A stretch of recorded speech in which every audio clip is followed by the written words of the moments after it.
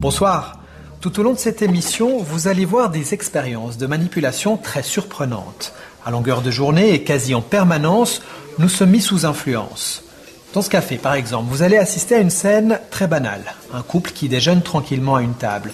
Mais en réalité, en quelques minutes, plusieurs techniques de manipulation vont être utilisées. Regardez. J'ai trop mangé. Ça a été un petit dessert? Oh non.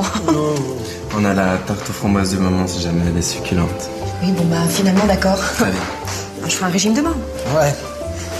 En fait, chérie, pour cette manif sur le partage des tâches, t'as réfléchi? Écoute, franchement, défiler en tenue de ménage avec un aspirateur à la main, c'est pas trop mon truc. Mais il nous faut des hommes qui jouent le jeu dans cette manif, sinon il n'y aura pas de photos dans la presse. Enfin, bon, je veux pas te forcer, hein. Tu es tout à fait libre d'accepter ou non. Bon, d'accord. C'est vraiment pour te faire plaisir. Bon, voilà la d'ici. Ça, c'est pour vous. Ah, bah 12 francs la mousse. J'espère que c'était des framboises bio. Bon, tu reprends un bonbon? Qu'est-ce que je laisse comme pourboire? 4 francs? Bon, allez, 5.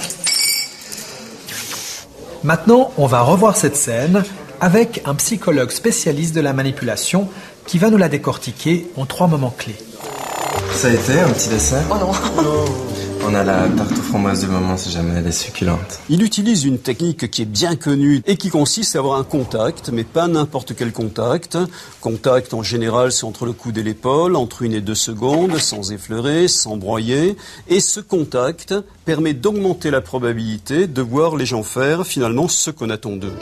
Oui, bon bah finalement d'accord. Allez. Je ferai un régime demain. Mais il nous faut des hommes qui jouent le jeu dans cette manif, sinon il n'y aura pas de photos dans la presse. Enfin, je veux pas te forcer, hein. Tu es tout à fait libre d'accepter ou non. Mais là également, ce qui est utilisé, c'est une technique qu'on connaît bien, qu'on appelle le « vous êtes libre d'eux » et qui consiste à doter d'un statut de décideur, de sujet libre, la personne dont on recherche le concours. Alors on peut utiliser des formules comme « évidemment vous êtes libre », mais on peut également utiliser d'autres formules comme « surtout ne vous sentez pas obligé » ou « c'est à vous de décider, c'est à vous de voir ». Dans tous les cas, on a le même résultat. Les gens déclarés libres se soumettent davantage. C'est-à-dire, en d'autres termes, ils font librement ce que vous souhaitez les voir faire et qu'ils n'auraient pas fait spontanément. Bon, d'accord. C'est vraiment pour te faire plaisir. Bon, voilà la d'ici. Ça, c'est pour vous. Vous connaissez l'expression donnant, donnant. Le serveur ne fait rien d'autre qu'activer une norme de réciprocité. Il fait quelque chose pour vous qu'il n'était pas obligé de faire, et il attend en retour de vous quelque chose que vous n'étiez pas obligé de faire. Qu'est-ce que je laisse comme pourboire? 4 francs? Allez, 5.